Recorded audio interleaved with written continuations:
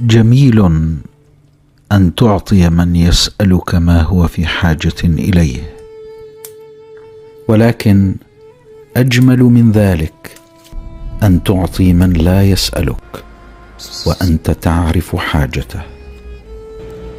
فإن من يفتح يديه وقلبه للعطاء يكون فرحه بسعيه إلى من يتقبل عطاياه والاهتداء إليه أعظم منه بالعطاء نفسه.